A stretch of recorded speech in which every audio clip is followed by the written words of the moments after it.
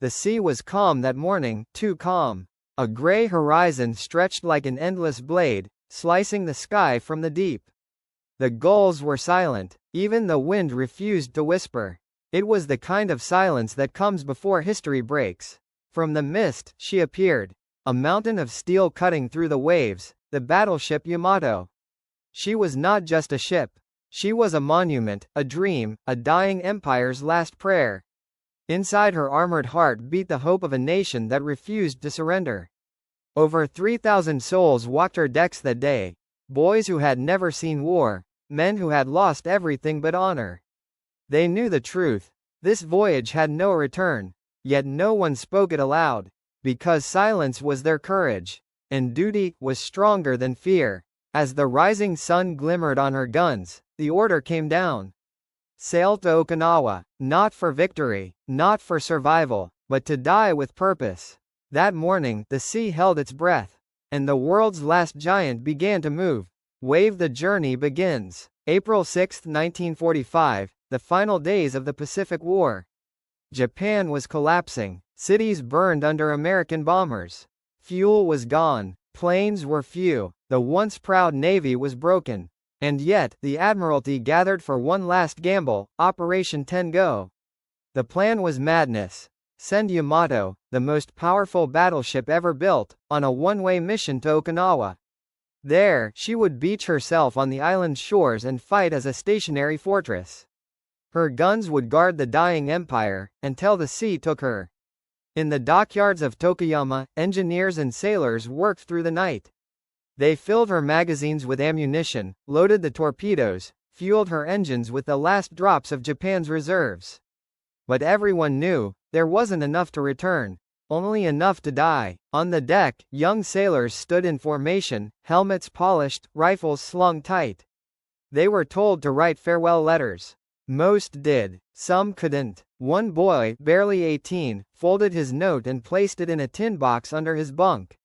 He wrote, "If the gods allow, I will watch the cherry blossoms from the sea." As dawn painted the eastern sky, the colossal ship roared to life. Her engines groaned, churning the dark water into white foam. Smoke curled from her funnels, a dragon waking from its sleep.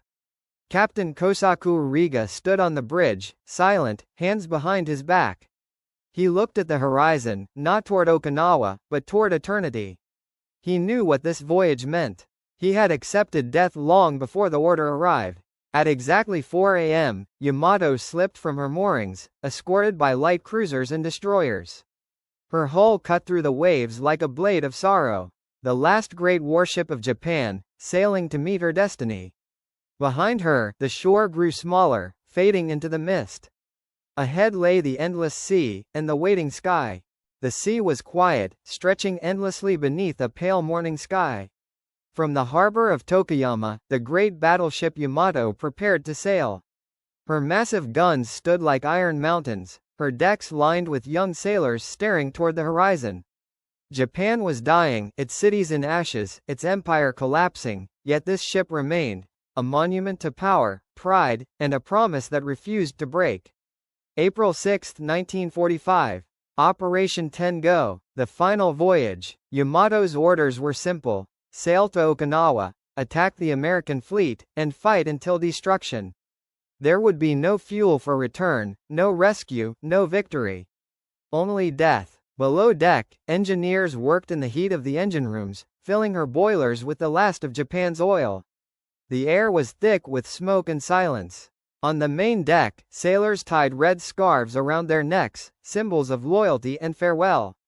Some laughed nervously, others wrote letters they would never send. One boy placed his folded note inside a tin box, whispering a quiet prayer before sealing it beneath his bunk. Captain Kosaku Uriga stood on the bridge, his face calm, eyes fixed on the horizon. He knew the mission was hopeless. He knew every man aboard shared the same fate. Yet duty was heavier than life. As dawn broke, the order came. The Yamato's engines rumbled to life, churning the dark sea into white foam. Slowly, the last giant of Japan began to move. The escort ships followed in formation, light cruisers, destroyers, all carrying men who understood this was a one-way journey. They sailed south, toward Okinawa, through waves that reflected the rising sun. The radio remained silent. Above them, the sky was clear, but the silence carried a strange weight, as if the heavens themselves were waiting. At noon, far across the Pacific, American reconnaissance planes spotted a dark shape cutting through the water. It was enormous, larger than any ship left afloat. The signal reached Task Force 58, enemy battleship sighted south of Kyushu, heading for Okinawa. Admiral Spruance gave the order. Carriers prepared their aircraft. Bombers were armed, torpedoes loaded. Pilots tightened their gloves and strapped into their seats. The target was Yamato, the largest warship ever built. By mid-morning, the hum of engines filled the sky. Hundreds of American planes lifted off from their decks, the sound of thunder echoing across the sea. They climbed into the clouds, sunlight flashing off their wings as they turned toward the south. Below, Yamato's lookouts spotted distant specks on the horizon, fast, moving, growing larger every second. The alarm bells rang. Battle stations. Men ran through narrow corridors, sealing watertight doors, loading shells into the giant guns.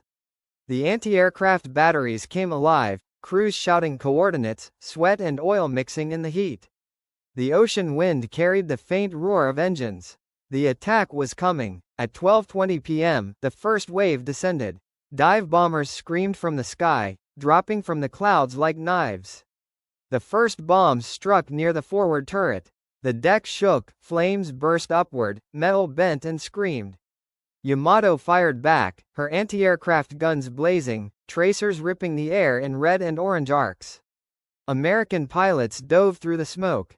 Torpedo planes came low, skimming the waves, releasing their deadly cargo in perfect coordination. Torpedoes slammed into Yamato's sides with deafening force. The sea exploded. The ship trembled. Inside, bulkheads collapsed, compartments flooded instantly. Men were thrown into walls, shouting orders lost in the roar of explosions. Damage control worked desperately, sealing hatches, pumping water, fighting fires. But the hits kept coming. Another torpedo struck the port side, then another. The ship began to list slightly. Still, her main guns fired, massive 18-inch shells booming toward invisible enemies miles away.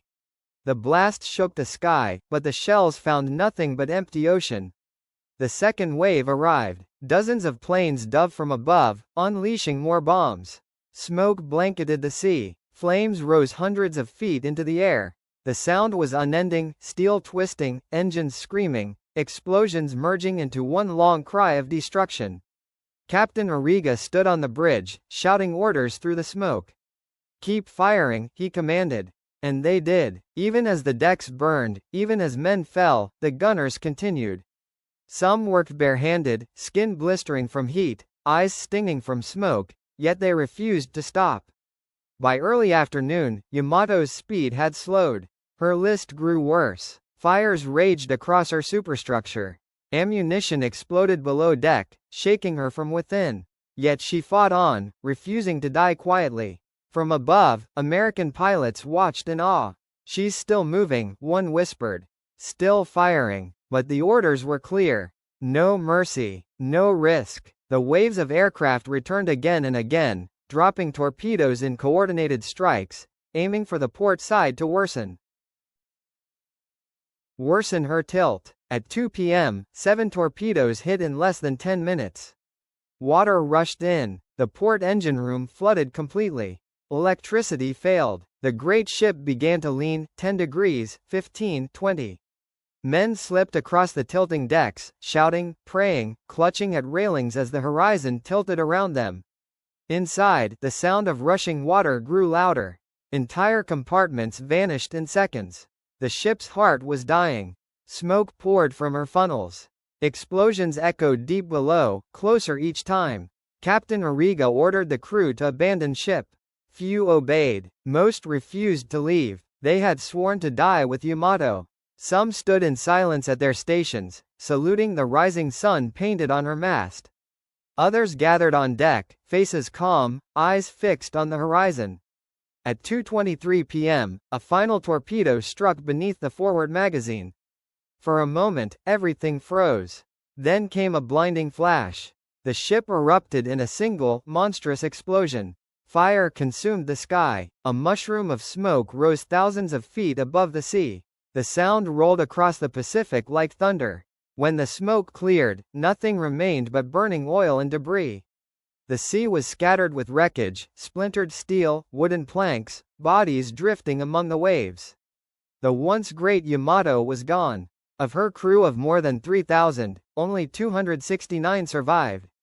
They clung to floating debris, staring into the distance, where the horizon shimmered in the afternoon sun. The ocean was calm again, as if it had swallowed the memory of the battle. One survivor later said, "When the fire faded, the sea was silent. It was as if the gods themselves turned away. As night fell, the flames on the water slowly died. The surviving destroyers moved through the wreckage, picking up what few men remained alive.